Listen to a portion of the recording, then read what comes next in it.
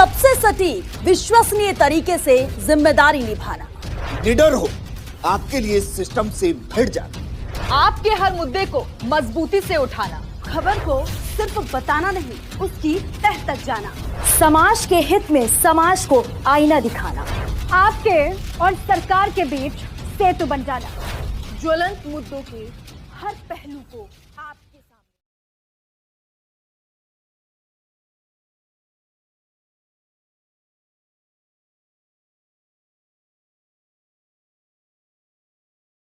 मेरा नाम राजवीर सिंह है और मैं पिछले समय से संघर्ष करते आ रहा हूँ। क्षेत्रीय भारतीय राष्ट्रीय छात्र संगठन NSUI कांग्रेस का जो छात्र संगठन का उसके जिला अध्यक्ष के पद पे मैं रहा और 18 वर्ष का मताधिकार राजीव गांधी का हाथ पकड़ करके दिलाया। लेकिन चाहे कांग्रेस की सरकार रही हो या विरोधी पार्टियों की सरकार, 89 में आदरणीय स्वर्गीय मुलायम सिंह जी मुख्यमंत्री बने, 2 साल उनकी सरकार नहीं चली, 91 में वो टूट के बिखर गए। फिर कल्याण सिंह मुख्यमंत्री बने, 93 में वो भी बिखर गए। 93 में फिर चुनाव आ गया, फिर गवर्नर शासन, फिर मायावती जी का शासन, फिर मुलायम सिंह जी का शासन, फिर गवर्नर शासन। इस तरह से भारतीय जनता पार्टी की सरकार भी बीच बीच में, चाहे वो राम प्रकाश गुप्ता जी की सरकार रही हो, चाहे माननीय राजनाथ सिंह की सरकार रही हो, चाहे कल्याण सिंह की सरकार बनी हो, मायावती जी की सरकार टूटी, लेकिन वही ढाक के 3-5 कभी यहाँ की जनता को न्याय नहीं मिल पाया। दुर्भाग्य की बात यह है कि हम देख रहे हैं कि पंजाब, पूरा हरियाणा मिलाकर के एक राज्य होता था, पंजाब प्रदेश, और ये विभाजन हो गया, इसके 2 टुकड़े हो गए, हरियाणा बन गया। और हरियाणा उत्तर भारत का सबसे विकसित राज्य आज है। जितना रेवेन्यू उत्तर भारत में राजस्व हरियाणा की सरकार देती है, उतना राजस्व पूरे कई प्रदेशों में नहीं मिलता होगा। और हमारा प्रदेश, अगर पश्चिमी प्रदेश, जो जितनी उपजाऊ यहाँ की धरती है और जितना मेहनतकश किसान और नौजवान यहाँ की धरती ने जन्म दे करके उसको मनुष्य जीवन में ला दिया, उससे वो लाभान्वित नहीं हो पा रहा, क्योंकि उसकी योजनाएं, उसके घर में डकैती, लूट हो गई। अब उस लूट को रोकने के लिए क्षेत्रीय विकास पार्टी का गठन करना पड़ा, और इस गठन के चलते सारे दलों को समझा समझा करके मैं बातें बोल रहा हूं कि आदरणीय यशस्वी प्रधानमंत्री माननीय नरेंद्र मोदी जी न्याय प्रिय अपने आप को बताते हैं। उनका कहना है सबका साथ सबका विकास, हमारा कहना है सबका विकास हमारा विनाश। और आपके सामने हो रहा है।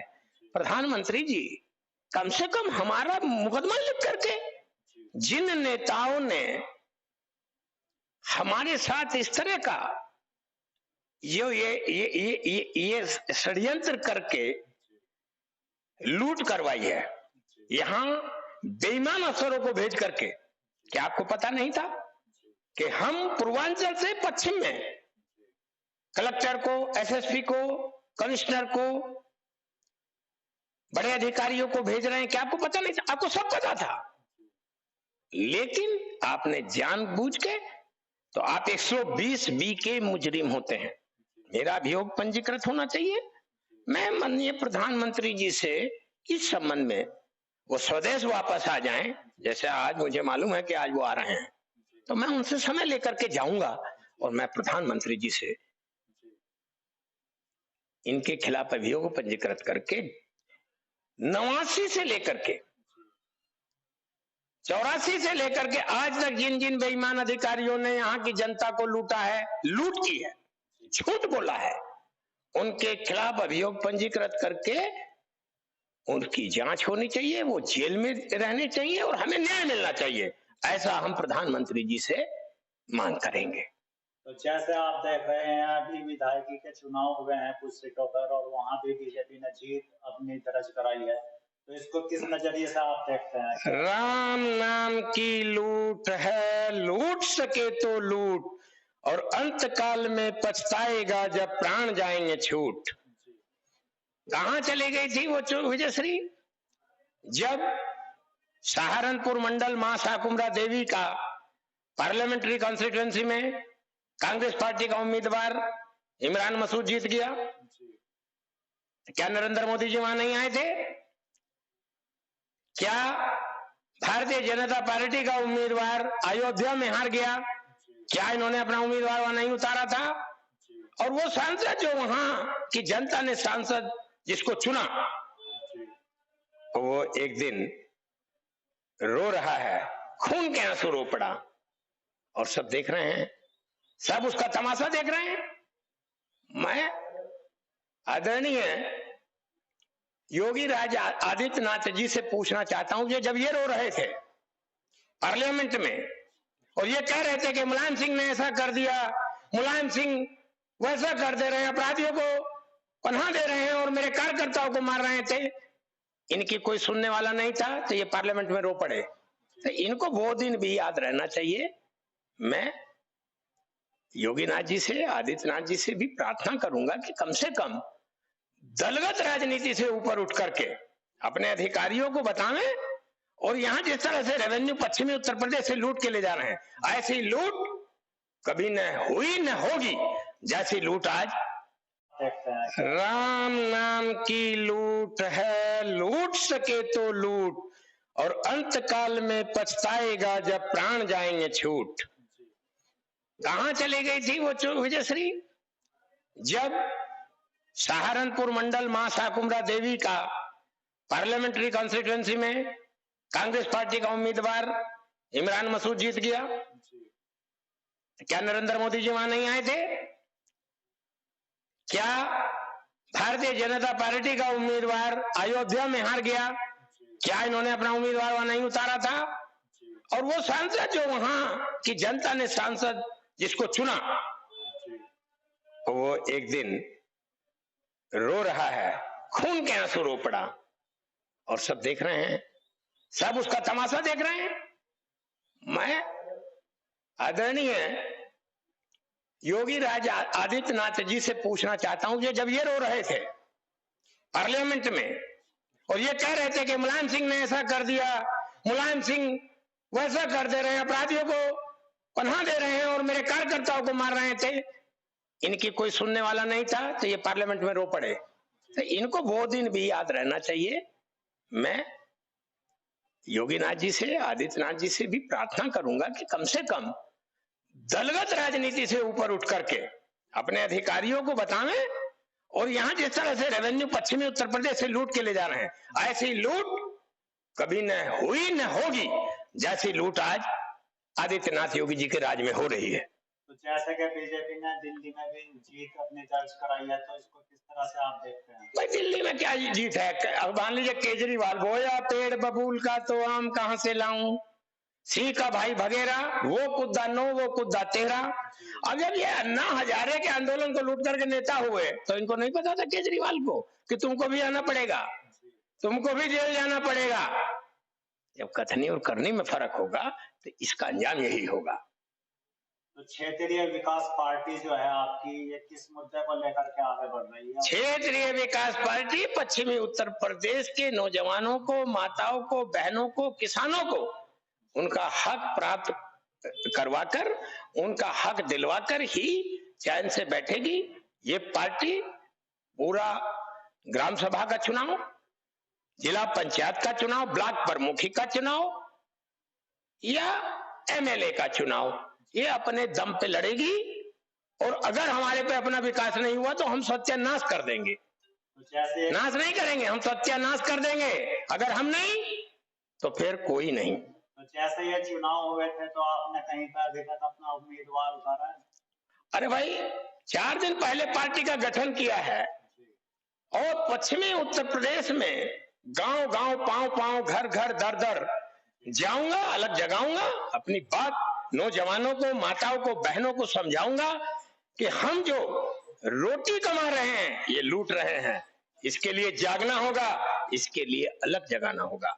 और जो लोग अंग्रेजों के साथ थे वही आज भी पूर्वांचल के लोगों के साथ हैं, उनको भी लाठी लेकर के हमें सबक सिखाना पड़ेगा। अगर वो बात हमारी नहीं मानेंगे तो हम उन्हें डंडे की भाषा समझाएंगे। बीजेपी की जो सरकार है उनका कहना है कि हमें विकास के मुद्दे पर लोग जिताते आ रहे हैं, और जो जमीन के माफिया हैं, जो जमीन पर कब्जा किए हुए हैं, उन पर बुलडोजर की कार्रवाई हो रही है, तो उनको किस तरह से आप देखते हैं? या चोरी डकैती जो हो रही है क्षेत्र में, उन्होंने कहा है कि हमने चोरों का सफाया कर दिया, इस तरह से आप क्या समझते हैं? देखिए, बुलडोजर दिखाते हैं बाबा।